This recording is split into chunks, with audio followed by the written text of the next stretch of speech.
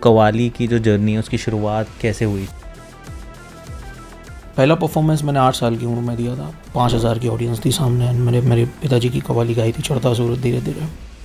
आज जवानी पर इतराने वाले कल पछताएगा, चढ़ता सूरज धीरे धीरे ढलता है ढल जाएगा। ये सच्चाई है।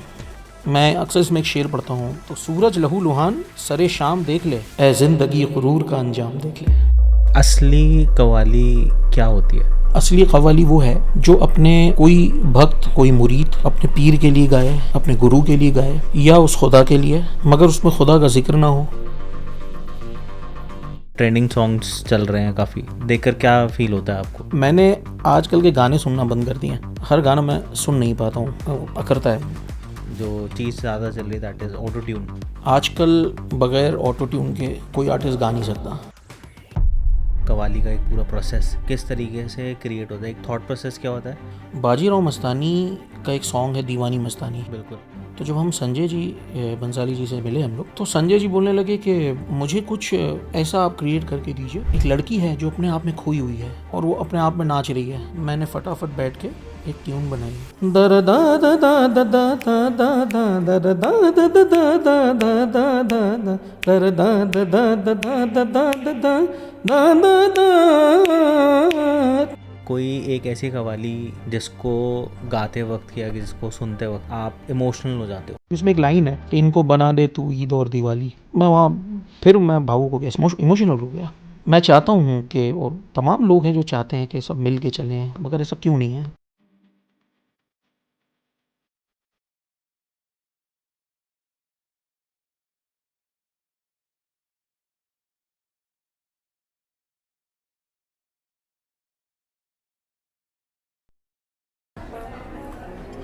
What now? Feeling homesick, missing माँ के हाथ की कड़ी चावल। माँ के हाथ का माँ के हाथ का कड़ी चावल।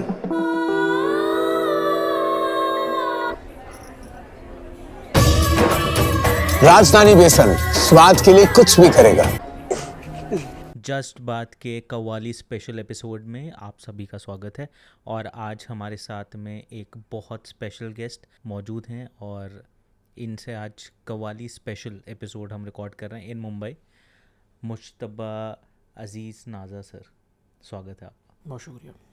कैसे हैं सर? मैं ठीक हूँ, आप कैसे हैं? I am all good. आपकी जो कव्वाली की जो जर्नी है उसकी शुरुआत कैसे हुई थी? बहुत पुरानी बात है। मैं आई थिंक 8 से 9 साल का हूँगा। वैसे तो मुझे बचपन से ही शौक़ था। मेरे पिताजी, बहुत कम उम्र थी मेरी जब वो रहे नहीं, तो इसलिए मेरा शौक़ और बढ़ गया। तो उनकी कव्वालीज़ वगैरह मैं सुनते रहता था। तो मुझे बचपन से ही शौक़ था म्यूज़िक में। पढ़ाई वढ़ाई में तो मन ही नहीं लगता था, तो बचपन से शौक़ मेरा इसी तरफ खींचता था, म्यूज़िक की तरफ।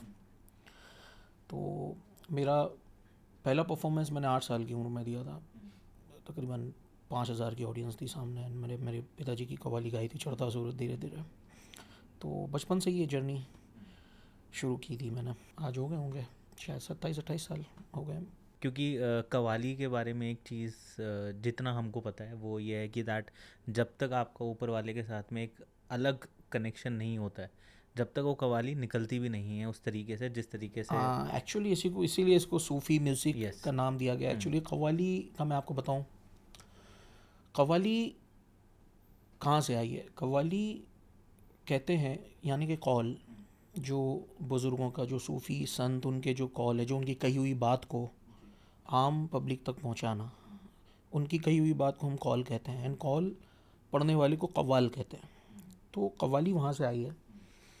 इसीलिए आज की जनरेशन जो है इसको सूफ़ी म्यूज़िक का नाम देते हैं, बिकॉज सूफिज़म से जुड़ा हुआ है ये चीज़। तो जैसे कि आपने कहा कि ये ऊपर वाले से लो लगाती है ये चीज़।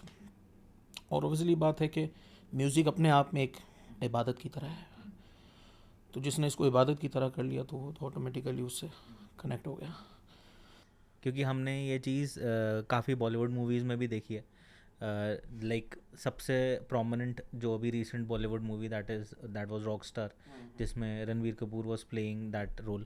और उस मूवी में भी देखो एक बहुत ही खूबसूरत अंदाज से दिखाया गया है कि किस तरीके से जब वो एक जगह जाते हैं वहाँ पे फिर वो एक कनेक्शन फील करते हैं और फिर उसके बाद में वो चीज़ होती है।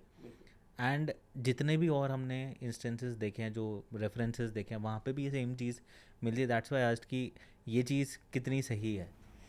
बिल्कुल सही है कि देखिए, आप कव्वाली किसी भी आप रूप में सुने, चाहे आप उसमें किसी भी शब्द का इस्तेमाल करें, चाहे आप उसमें अल्लाह का इस्तेमाल करें, चाहे आप राम का इस्तेमाल करें, जैसे मिसाल के तौर पे सांसों की माला पे सिमरू में पी का नाम, और फिर आप बर्दो झोली, वट कोई भी आप कव्वाली आप सुनते हैं, तो इसमें सच्चाई 100% सच्चाई है। और इसमें एक बात और कहूँगा, अगर आप इसको इस नज़रिए से देखते हैं, कव्वाली को अगर आप रीजनल नज़रिए से देखते हैं, रिलीजियस तरीके से देखते हैं, तो भी आपको वो ऊपर वाले से जोड़ता है।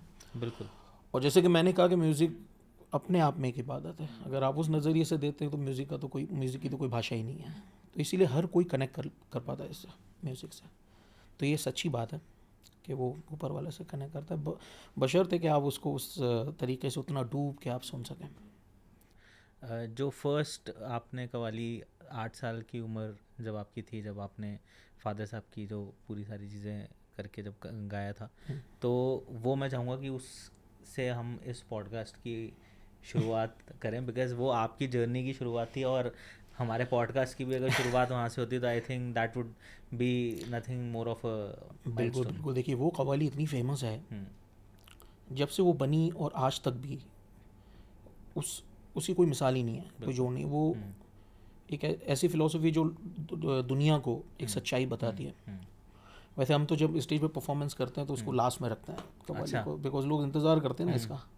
तो चलिए इस बार इस पॉडकास्ट की हम शुरुआत इसी कव्वाली से करते हैं। हुए नामवर बेनिशान कैसे कैसे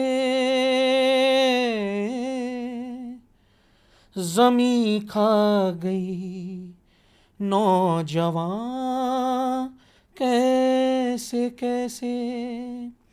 आज जवानी पर इतराने वाले कल पछताएगा, आज जवानी पर इतराने वाले कल पछताएगा। चढ़ता सूरज धीरे धीरे ढलता है ढल जाएगा। ये सच्चाई है। बिल्कुल।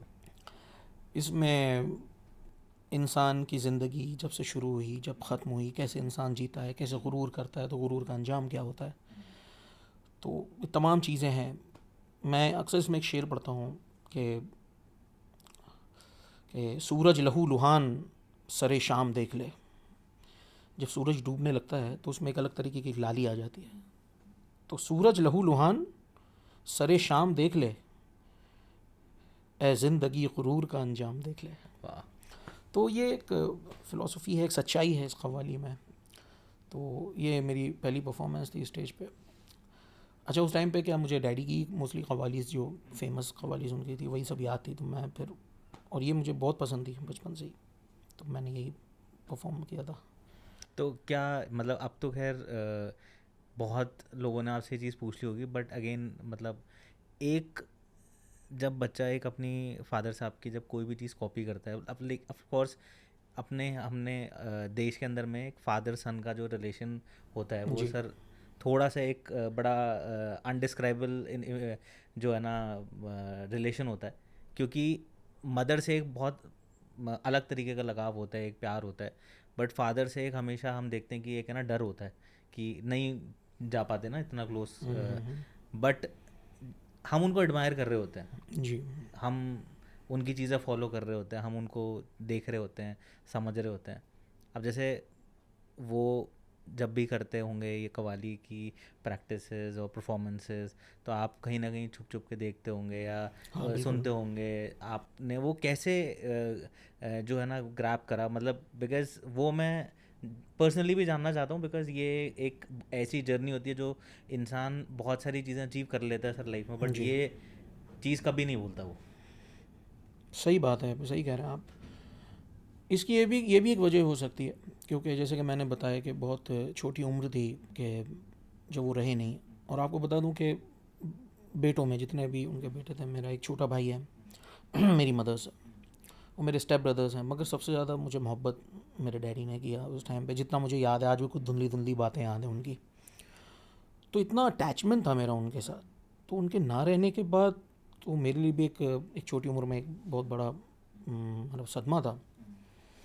मुझे वो याद नहीं कि मैं उससे कैसे बाहर आया, मुझे याद नहीं, मगर उनकी जो एक कमी थी उसने मुझे इस तरफ थोड़ा सा और जाने पे मजबूर किया। मतलब मैं और इसकी तरफ मेरा झुकाव हो गया। उनके ऑडियो कैसेट सुनना, उनके वीडियो, कुछ बहुत रेयर वीडियोस थे उनके, वो सब देखना।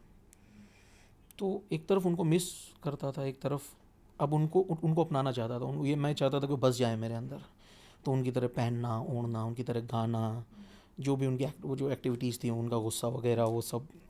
उस टाइम पे मेरा बचपना भी था, तो एक सोच थी वैसी कि मैं मेरे डैड की तरह दिखूं। और इनिशियली दौर में इसने मुझे काफ़ी हेल्प भी किया। जो उनके फॉलोअर्स थे, उनके फैंस थे, वो देखना चाहते थे कि अजीज़ नाज़ा का बेटा जो आया है अभी, एक बच्चा गा रहा है, वो कैसा गाता है, वो क्या बिल्कुल अजीज़ नाज़ा साहब की तरह गाता है, उनकी चीज़ों को वैसे निभा सकता है। तो ये मेरे लिए एक बहुत बड़ा चैलेंज आज भी रहा है, जब मैं स्टेज पर परफॉर्मेंस करता हूँ और उनको जो सुन चुके हैं और जो उनको सुनने वाले हैं, उनके जो फॉलोअर्स हैं, तो वो आज भी मुझे जज करते हैं कि क्या ये निभा सकता है क्या। तो बहुत सारे लोग कमिट करते हैं कि यार आपने तो अपने डैडी की याद दिलाई दी, तो मेरे लिए एक बड़ा कमिटमेंट होता मेरे लिए। तो ये एक चुनौती बचपन से रही है। तो यही एक चीज़ है जिसने मुझे इस तरफ बहुत मेरा झुकाव हो गया। असली कव्वाली क्या होती है? असली कव्वाली वो है जो अपने कोई भक्त, कोई मुरीद अपने पीर के लिए गाए, अपने गुरु के लिए गाए, या उस खुदा के लिए, मगर उसमें खुदा का जिक्र ना हो, जिसको तसव्वुफ़ भी कहते हैं। असल जो सूफ़ी, मैं आपको कुछ मिसाल भी दे सकता हूँ। जैसे कि कव्वाली चली है अमीर खुसरो से। जी।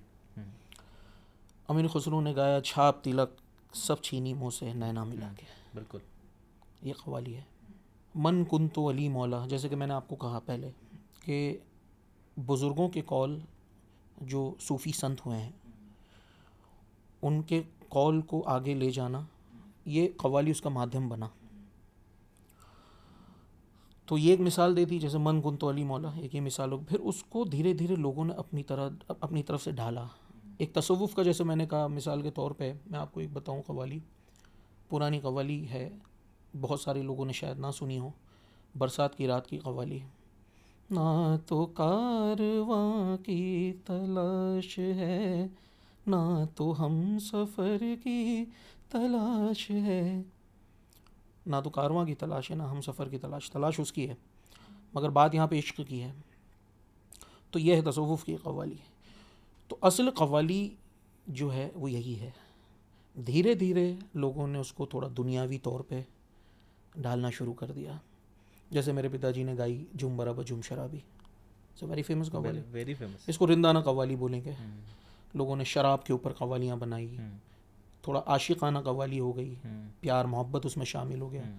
फिर वो धीरे धीरे धीरे तब्दील होती चली गई, मगर असल कव्वाली जो मैंने आपको बताया उसी को कहेंगे। अभी रिसेंटली जितने भी सॉन्ग्स, या जब बॉलीवुड की बात आती है तो काफ़ी सारी मूवीज़ के अंदर में कव्वाली अब आने लग गई है। अब हाँ, अभी काफ़ी सॉन्ग्स आ रहे हैं। हाँ, लाइक 7-8 साल 10 साल की अगर मैं बात करूँ तो काफ़ी अच्छे सॉन्ग्स आए कव्वालीज़ के।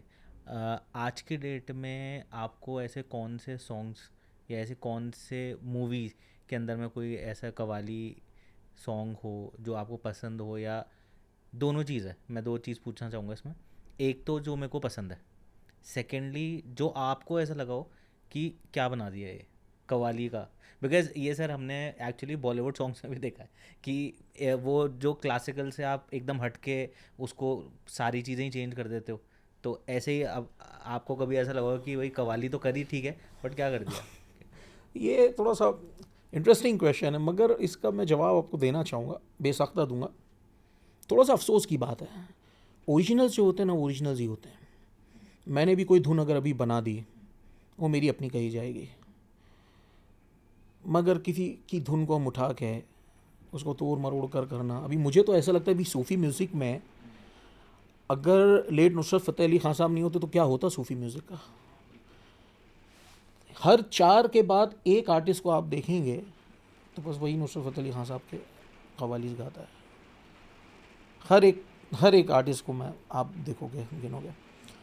ख़ुद की क्रिएटिविटी अपनी जगह एक अलग चीज़ है। तो आजकल होता यही है यार, वो फेमस कव्वाली है उसको उठा। मैं आपको बताऊं, एक कव्वाली आई थी आज से 3 साल 4 साल पहले, पाकिस्तानी कव्वाली थी। तो हम लोग एक जगह साउंड टेस्ट कर रहे थे, तो वहाँ पे ये कव्वाली बजाई गई। मेरे म्यूजिशियंस थे, बोले देखो एक नई कव्वाली है, तो बजाया। मैंने कहा अब ये 3 साल बाद अभी ये यहाँ पे कॉपी कर ली जाएगी, और वो हुआ। उसको कॉपी करके उसका मुखड़ा एक अंतरा नया बना के उसको एक क्रिएट कर दिया, उसको नया कर दिया।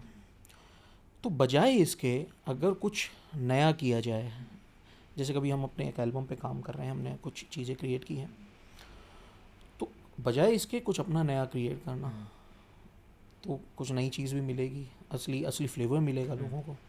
अब जो लोग करके चले गए वो तो करके चले गए, बिल्कुल। उन्होंने तो अपनी जगह झंडे गाड़े हैं, वो चाहे वो नुसरत फ़तेह अली ख़ान साहब हों या अजीज़ नागा साहब हो, और भी बहुत सारे हमारे इंडिया में बहुत अच्छे अच्छे दिग्गज आर्टिस्ट हुए हैं जिन्होंने अपने झंडे गाड़े हैं। तो एक अपनी तो अभी ये देखने को बहुत कम मिलता है। हालांकि है अभी, जैसे मिसाल के तौर पे भी मैंने भर दो झोली का भी जिक्र किया बजरंगी भाईजान में। ये एक्चुअली साबरी ब्रदर्स की कव्वाली थी, जो ओरिजिनल साबरी ब्रदर्स थे, मकबूल साबरी और फरीद साबरी पाकिस्तान के, उनकी कव्वाली थी ये। ओके। या रश के कमर है, वो भी अडॉप्टेड है, वहाँ से उठाया यहाँ पे लिया। तो इसके बजाय अगर कंपोजर्स अगर अपनी मेहनत करके कुछ नया कुछ बनाएंगे तो ये अच्छी चीज़ है। मिसाल के तौर पे नदीम श्रवण की कव्वाली दूल्हे का ज़हरा सुहाना, उनका एक खुद का क्रिएशन था। ऐसा होना चाहिए। तो ये मैं इससे इत्तेफाक नहीं रखता हूँ। हालांकि कव्वाली का अपना कंटेंट एक बहुत पावरफुल होता है।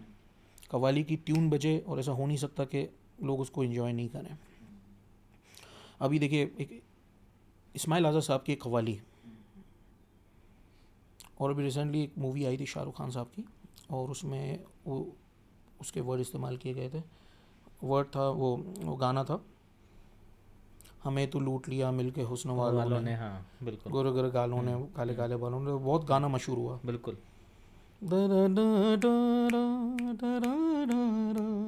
समथिंग कुछ गाना था।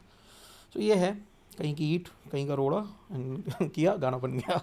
एक्चुअली ऐसा नहीं होना चाहिए, ये मेरा नज़रिया है। लाइक इम्प्रोवाइजेशन, जब एक बेसिक बॉलीवुड सॉन्ग की बात आती है तो बहुत डिफरेंट तरीके से चीज़ें आती हैं। आपके हिसाब से कव्वाली के अंदर में, या कव्वाली इंडस्ट्री जो पूरी है, जितने भी लोग एसोसिएटेड हैं, उसमें और क्या चीज़ बेहतर हो सकती है? जैसे आप ऑलरेडी अभी बता रहे हो कि इसको और बेटर कर सकते हैं, तो से नहीं उठा के कंपोजर्स अपने उस पे लेवल पे करें। तो एक ऐसा क्या चेंज आप लाना चाहोगे अगर आपको एक मौका मिले, कि जिससे इस पूरी इंडस्ट्री को जितने लोग, जितने आर्टिस्ट, जितने लोग हैं वो काम कर रहे हैं, उनको बेटर अपॉर्चुनिटीज़ भी मिले, प्लस उन सब के लिए बेटर हो? सबसे बेटर इसमें ये करना पड़ेगा कि जो नए लोग हैं, जो अच्छा काम करने वाले हैं, उनको जोड़ें साथ में। बहुत अच्छे अच्छे लिखने वाले हैं हमारे इंडिया में, हिंदुस्तान में, बहुत कमाल की शायरी करते हैं, अच्छे कंपोजर्स हैं, अच्छे सिंगर्स हैं। उनको टटोलिए, परखिए, उनको मौका मिलना चाहिए। और कव्वाली के मैं ये बोलूँगा कि अभी रिसेंटली एक एल्बम मेरा जल्दी आने वाला है, डोंगरी के सुल्तान, जो मेरा ऑलरेडी बहुत फेमस सॉन्ग है। उस नाम से अभी एक एल्बम पे हम काम कर रहे हैं। उसमें मैंने एक ट्रेडिशनल कव्वाली को लेकर उसको मैंने एक नया रूप दिया है। इसका जो प्रोडक्शन मैंने किया है एक नए तरीके से किया, क्योंकि मुझे जेंजीज और जो हैं आज के जो जनरेशन के जो बच्चे हैं, उनको सुनाने के लिए मैंने थोड़ा कव्वाली को बहुत नए तरीके से मैंने पेश करने की कोशिश की है, और होपफुली लोग पसंद भी करेंगे। इसमें मैंने गाना और जो मुझे बहुत पसंद है, एक्चुअली वो नज़्म है, आज जाने की ज़िद न करो, आपने सुना होगा। बिल्कुल बिल्कुल। उसको मैंने एक थोड़ा नए तरीके से अच्छा डाला है, बट उसमें मेरी खुद की जो भी क्रिएशन है, जो नया, जैसे डोंगरी के सुल्तान हो गया, और एक दो उसमें गाने हैं बहुत नए। तो इस तरह से अगर हम करेंगे, तो अगर आपको इंस्पिरेशन लेना है तो उसमें कोई गलत बात नहीं है, वो ले सकते हैं आप। मगर अपनी क्रिएटिविटी पे भरोसा होना चाहिए, ये बहुत ज़रूरी है। आपकी पहली याद किस कव्वाली से जुड़ी थी? सॉरी? आपकी पहली याद किस कव्वाली से जुड़ी थी या रिलेट करते हो आप? मेरी पहली याद, मेरे डैडी का एक वीडियो कैसेट था मेरे पास, उसमें डैडी ने कुछ कव्वालीज गाई थी, जिसमें इंक्लूडिंग चौथा सूरत धीरे धीरे, और उसमें एक गीत वो गाते थे, माँ तेरा प्यार। मैं आपको सुनाता हूँ एक लाइन गा के। खुदा के बाद कर इंसान को सजदा रवा होता, यकीनन सबसे पहले माँ को ये रुतबा मिला होता। प्यार लफ्ज़ों में, प्यार लफ्ज़ों में बताया तो बताया ना गया, माँ तेरा प्यार। क्या बात है। तो ये मैं बचपन से सुनता हूँ, तो कुछ चीज़ें ऐसी हैं जो मैं बचपन से जिससे कनेक्ट करता हूँ, और आज भी मैं सुनता हूँ तो मैं थोड़ा सा भावुक भी हो जाता हूँ। प्यार की बात आती है, लव की बात आती है, प्यार को इजहार करने की बात आती है, तो ऐसा नहीं हो सकता कि कव्वाली ना उसका पार्ट हो। तो आपके हिसाब से सबसे बेस्ट रिलेटेबल कव्वाली, अगर किसी को किसी से प्यार का इजहार करना हो, कव्वाली शेयर करनी हो, है ना, तो वो कौन सी होगी?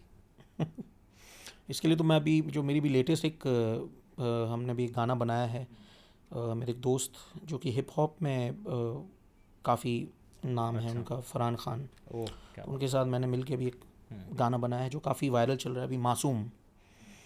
तो मैं 2 कड़ी आपको गा के सुनाता हूँ। मैं यही चाहूँगा कि अगर किसी को, अगर अपने महबूबा को अगर भेजना तो कव्वाली भेजे, बिल्कुल। वो खुश भी हो जाएगी तो क्या पता हाँ भी हो जाए। और हाँ भी हो जाए। कितनी मासूम बनती हो नज़रों से तुम कत्ल करके, कितनी मासूम है, कितनी मासूम है, कितनी मासूम बनती हो, बनती बनती हो, कितनी मासूम बनती हो नज़रों से तुम कत्ल करके। तेरी आँखों की जल्सों तक, तेरी आँखों की मंजिल तक कितनों ने किए हैं सफ़र चल के, कितनी मासूम बनती हो नज़रों से तुम कत्ल करके। तो ये भी काफ़ी वायरल चल रहा है और बहुत लोग पसंद कर रहे हैं। इसमें थोड़ा हिप हॉप एंड कव्वाली का एक थोड़ा सा कोलैब किया है और वो लोगों को बड़ा पसंद आ रहा है। एक नेक्स्ट बहुत इम्पोर्टेंट टॉपिक है अपने देश में अभी जो चल रहा है, एक जितने भी डाइवोर्सेस जा रहे हैं पार्टनर्स एक दूसरे को छोड़ के, हार्ट ब्रेक्स, अगेन एक चीज़ आपसे चाहेंगे दैट जब भी इस तरीके की चीज़ होती होनी तो नहीं चाहिए जी। अगर फिर भी हो रही है, सो दोनों में से जो भी गलत कर रहा है, अगर सपोज उनको किसी को अगेन एक कव्वाली उनको डेडिकेट करनी हो, तो वो किस कव्वाली का क्या एक, या तो एक लाइन ऐसी होगी या कव्वाली को डेडिकेट कर सकते हैं हार्ट ब्रेक्स के ऊपर में? देखिए क्या है कि हम जहाँ भी जाते हैं मोहब्बत का पैगाम देने का हमारा काम है। हम लोगों के सामने जब होते हैं लोग मुस्कुराते हैं, कुछ इमोशनल भी हो जाते हैं, कुछ यादों में खो जाते हैं, तो हमारा काम है मोहब्बत को फैलाना। किसी भी तरह से इंसानियत के ख़िलाफ़ कोई भी काम होगा, कोई भी करे, हम कभी उनके साथ नहीं खड़े हैं। मैंने एक शो में 4 लाइन पढ़ी थी, ये ताज़ा ही हुआ था अभी रिसेंटली, कि राह के पत्थर को चकनाचूर होना चाहिए, राह के पत्थर को चकनाचूर होना चाहिए, वार चाहे एक हो भरपूर होना चाहिए। क्या बात है। बस इतना ही नहीं कि वो हार अपनी मान ले, वो हमारे सामने मजबूर होना चाहिए।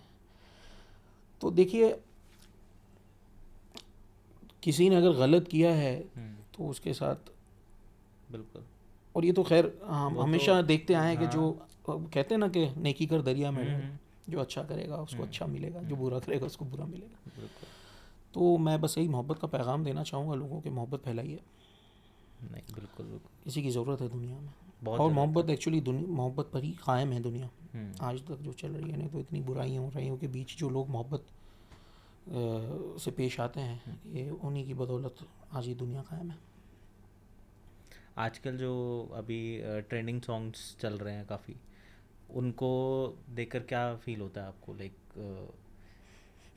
बिकॉज कुछ भी हो रहा है अगेन, मैं एक्चुअली इसलिए आपसे चीज़ें पूछ रहा हूँ बिकॉज बिल्कुल, क्योंकि बहुत ज़रूरी है। आप मुझे ना पता है कि जब कव्वाली या जो भी क्लासिकल लोग होते हैं ना, उन वो क्या बहुत डेप्थ में रियाज करते हैं, जी और सुर ताल सारी चीज़ें इसी तरीके से, और आपका एक अलग ही कनेक्शन होता है। मतलब जैसे आपने स्टार्टिंग में बोला कि जब तक वो चीज़ नहीं होगी, जी और अब हम जो सुनते हैं ना आज भी, जैसे कव्वाली कितनी भी पुरानी होगी, आज भी अगर सुनी जाएगी तो वो एक सुकून देगी आपको। बेशक।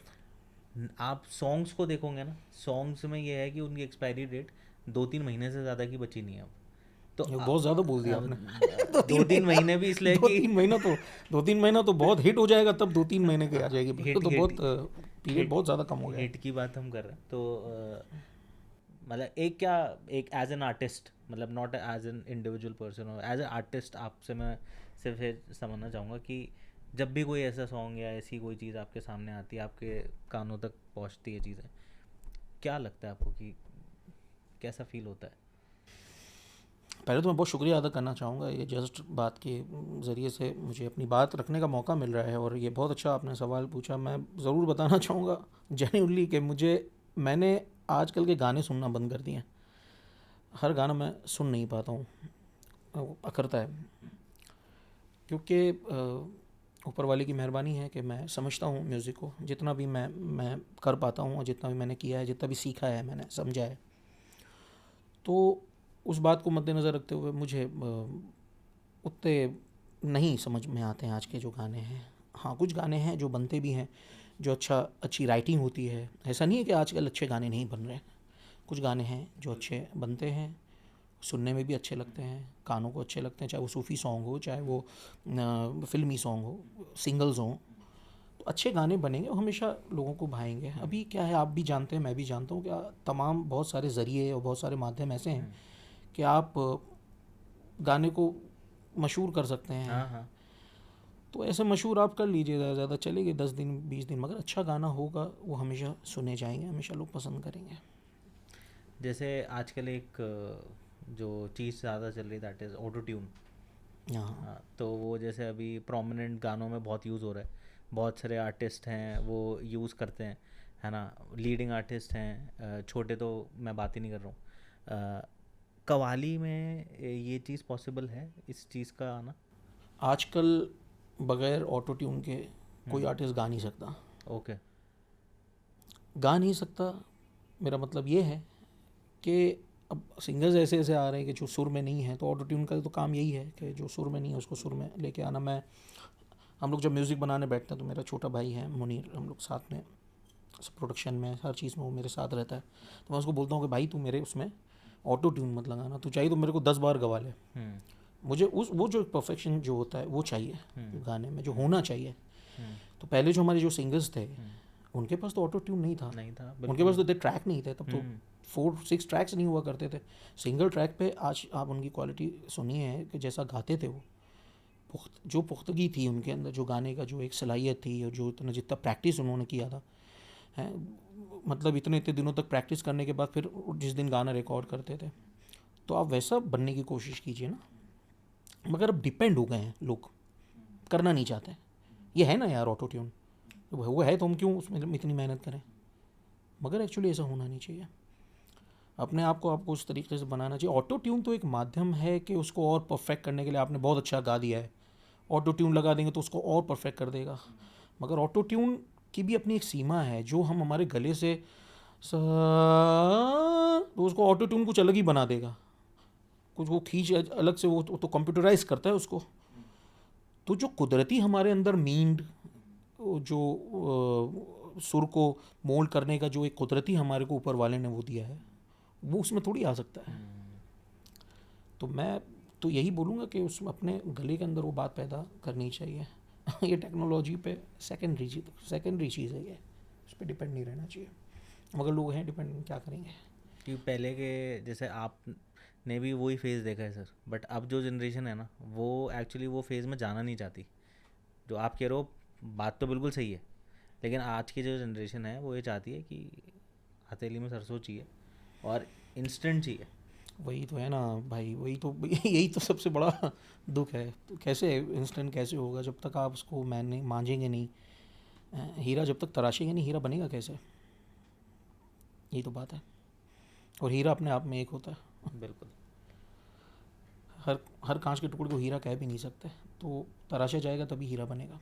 कैसे बैलेंस करते हैं आप लाइक कवाली और जो चीज़ें बॉलीवुड के जो सॉन्ग्स हैं उसमें? बिकॉज एक चीज़ जो देखी गई है दैट इज़ कि अभी तक भी कवाली को एक फ्रंट लाइन सॉन्ग के तौर पे बॉलीवुड इंडस्ट्री में, मूवीज़ में, बहुत कम मूवीज़, मैं छोड़ दूँ कुछ मूवीज़ को, तो नहीं रखा गया। हमेशा बैकड्रॉप में रखा जाता है, या कोई एक पिक्चराइजेशन हो रहा है उसमें पीछे कवाली चल रही है, उसका एक रेफरेंस उन्होंने दे दिया। अब 2 5 7 10 मूवीज़ को अगर आप छोड़ दें जिसमें प्रोमिनेंट गाना ही है ना, तो मेन स्ट्रीम लाइन तक हम कब देख पाएंगे कवालीस को इन बॉलीवुड? मेरा मानना है, जहाँ तक मेरा तजुर्बा है, मैं जहाँ तक मैंने समझा है, लोगों ने ना म्यूज़िक को भी कैटेगराइज हाँ करा है। कर दिया, बिल्कुल सही है। तो कव्वाली को रिलीजियस समझ लिया, भजन को रिलीजियस समझ लिया, तो एक्चुअली ऐसा है नहीं, ये कैटेगरीज हैं अपनी जगह।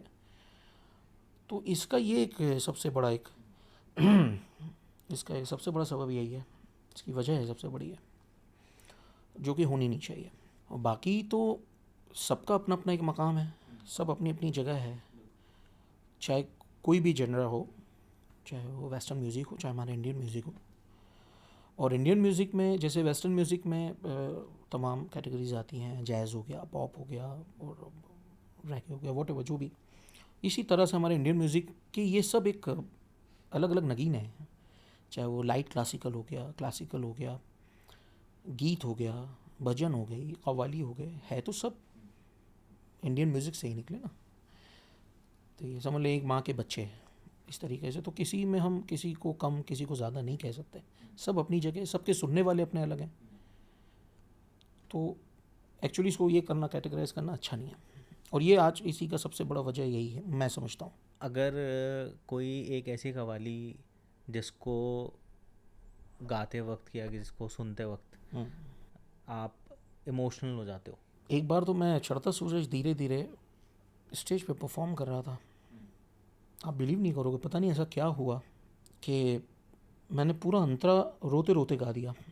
ऑडियंस परेशान हो गई, क्या हो गया। मेरी उम्र थोड़ी कम ही थी, बहुत ज़्यादा, मेरे ख्याल से 16-17 साल की उम्र होगी, मुझे पता नहीं क्या हुआ था। आज भी कभी कभी जो लास्ट का जो एक पैराग्राफ है, जो मैं सुन के अभी भी कभी कभी वो हो जाता हूँ, कुछ बातें याद आ जाती हैं। एक सच्चाई है जो इंसान को समझना चाहिए। तो हो सकता है ये सोच के कि इंसान क्यों नहीं समझता है, वो सोच के भी थोड़ा सा वो होता है। तो मेरे साथ कई बार ऐसा हुआ है कि मैं स्टेज पे थोड़ा सा, अभी मैं एक आपको मैं बताऊं, जब एकता की बात आती है कहीं पे, अभी मैं एक सॉन्ग परफॉर्म कर रहा था, मुझे बड़ी फरमाइश थी, अमर अकबर एंथनी मूवी की एक कव्वाली थी। तारीफ तेरी निकली है दिल से, आई है लब पर बन के कवाली, शिरडी वाले साईं बाबा आया है तेरे दर पे सवाली। उसमें एक लाइन है कि इनको बना दे तू ईद और दिवाली। तो मैं वहाँ फिर मैं भावुक हो गया, इमोशनल हो गया,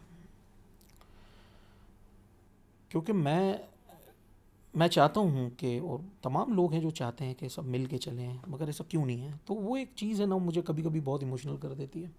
तो ऐसे बहुत सारे ऐसे गाने हैं, जैसे चढ़ता सूरज है, या कुछ ऐसी बोल आ जाते हैं, ऐसे वर्ड आ जाते हैं, तो मैं थोड़ा सा इमोशनल हो जाता हूँ।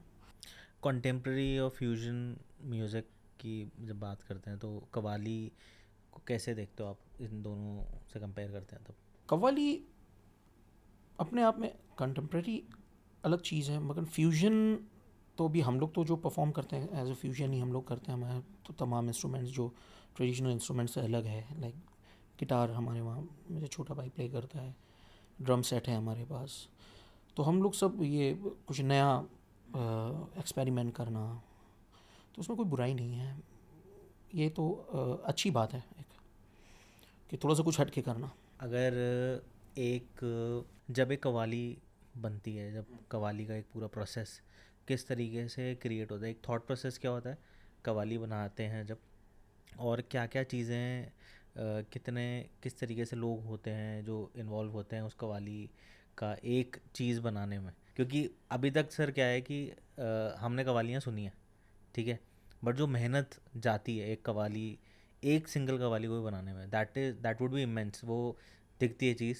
Yes. तो वो मैं चाहता हूँ कि वो आज ऑडियंस को ना पता लगनी चाहिए कि क्या क्या होता कैसे है, ये थॉट भी कैसे आता है कि लाइक सपोज़ आप एक मुंबई शहर पे कव्वाली बनाना चाहते हैं, तो वो थॉट कैसे आया कि मुंबई शहर पे कव्वाली होनी चाहिए, और फिर उसके बाद में जो पहली चीज़ लिखी गई या जो, तो अगर आप ऐसी कोई स्टोरी आपके पास में हो किसी भी आपके काम की या किसी भी चीज़ की, तो मैं चाहूँगा कि उससे अगर रिलेट करके आप ऑडियंस को बताएंगे तो that could be a great help. देखिए, एक कव्वाली या कोई भी गाने को बनाने का एक लंबा प्रोसेस होता है। आजकल दो तरीके हैं, लिरिक्स के ऊपर ट्यून बनाना, ये एक्चुअल तरीका है और ये पहले से भी हुआ है, दोनों तरीके चलते आए हैं। एक तो लिरिक्स के ऊपर ट्यून बनाना, मतलब हमारे पास जो लिरिक्स आई हुई है इसके ऊपर हम ट्यून बनाते हैं, और एक ट्यून के ऊपर लिरिक्स लिखी जाती है। अच्छा, यस, एक ये भी तरीका है। जैसे मैंने एक ट्यून दे दिया, उस ट्यून पे लिरिक्स को लिखना पड़ेगा एज इट इज़। कव्वाली में मोस्टली जो है, जो शायर होते हैं, जो मजे हुए शायर, उनका जो लिखा हुआ इस्तेमाल किया जाता है। तो थॉट प्रोसेस हमें बताना पड़ता है। जैसे भी हम किसी सिचुएशन पे, जैसे अभी बाजीराव मस्तानी का ले लीजिए, बाजीराव मस्तानी का एक सॉन्ग है दीवानी मस्तानी। बिल्कुल। दीवानी। तो जब हम संजय जी बंसाली जी से मिले हम लोग, मेरे साथ लिरिसिस्ट थे नासिर फराज जी, लेट नासिर फराज, जिनके बड़े मशहूर गाने हैं, काइट्स के गाने उनके लिखे हुए हैं, क्रीश के गाने लिखे हुए हैं उनके, एंड ऑल्सो बाजीराव मस्तानी। तो संजय जी बोलने लगे कि मुझे कुछ ऐसा आप क्रिएट करके दीजिए कि एक लड़की है जो अपने आप में खोई हुई है और मस्त है वो, और वो अपने आप में नाच रही है। तो इससे मुझे तो समझ में आया ही नहीं जो उन्होंने बोला, खोई हुई है, बट कुछ आगे पीछे कि मतलब वो खोई हुई है, क्यों खोई हुई है, किसी की मोहब्बत में खोई हुई है, ऊपर वाले के लौ में खोई हुई है, उससे लौ लगा रही है, तो ये तो मुझे समझना पड़ेगा। तो फिर उन्होंने बोले आपके पिताजी की कुछ कव्वाली हैं? तो मैंने उनको 2-4 कव्वालियाँ बताई। बोले नहीं ये नहीं, वो नहीं, दूसरी नहीं, ये नहीं। मैंने कहा आप एक काम कीजिए, मुझे मुखड़ा सुनाइए। तो उनका जो असिस्टेंट था शेज, उसने मुझे सुनाया, दीवानी मैं दीवानी मस्तानी हो गई। ओके। दीवानी मैं दीवानी हो गई, मशहूर मेरे इश्क की कहानी हो गई, जब जग ने न मानी तो मैंने भी ठानी, कहाँ थी मैं देखो कहाँ चली आई। तो ये एक थॉट प्रोसेस समझ में आया। अब उसका एक अंतरा बनाना था जिसमें उन्हें कव्वाली चाहिए थी, तो मैंने फटाफट बैठ के एक ट्यून बनाई, दर दा दा दा दा दा दा दा दा दर दा दा दा दा दा दा दा दा दर दा दा दा दा दा दा दा दा दा दा दा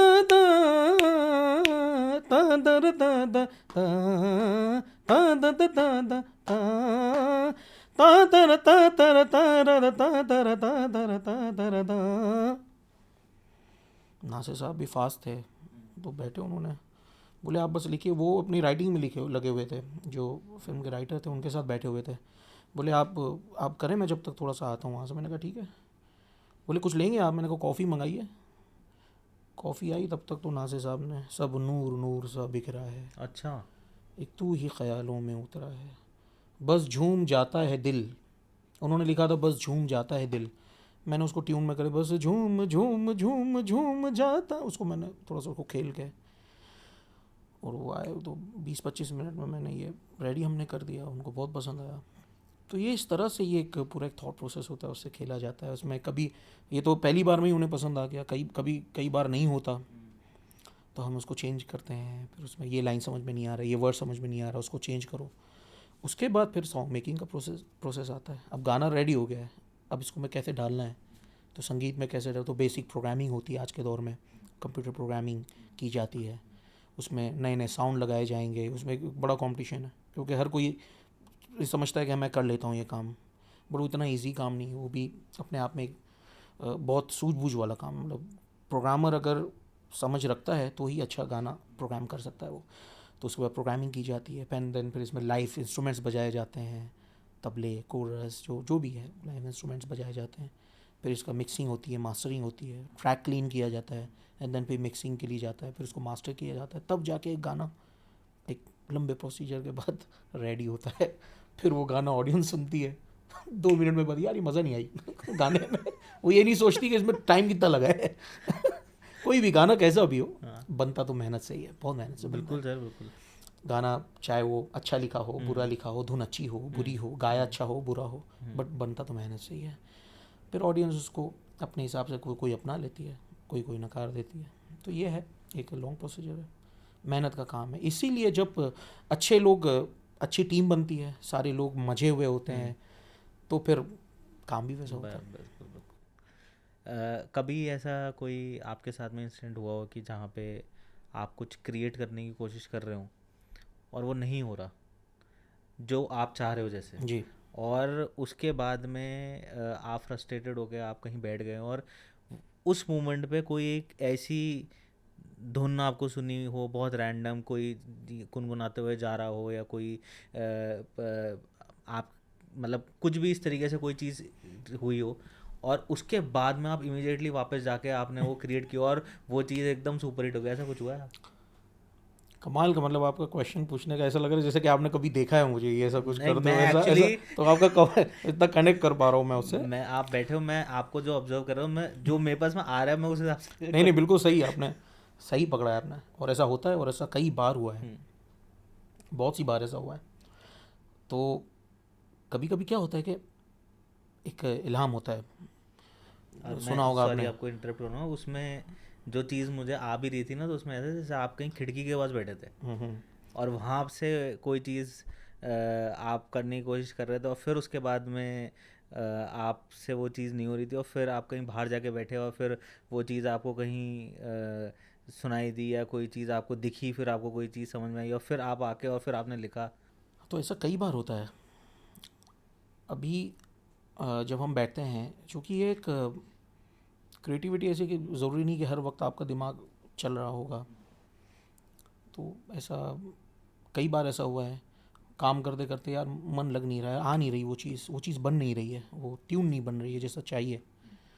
तो फिर उस टाइम पे फिर हम बंद कर देते, या बाहर चले गए, कुछ खाने चले गए, मूवी लगा दो यार, कुछ लगाओ यार क्या। सडनली दिमाग में घंटी बजी, एक मिनट ना, बंद करो, मुनीर बंद करो, पियानो निकालो, 2-3 सुर बजाए, एंड देन फिर तुमसे कुछ क्रिएट हो गया। वो इल्हाम कहते हैं हम, उपज, जिसको उपज भी हम कहते हैं। कुछ क्रिएट हो गया, हो जाना, कुछ आधा ऊपर से आ गया, कुछ यार ऊपर वाले ने यार कमाल कर दिया, क्या धुन बनी है।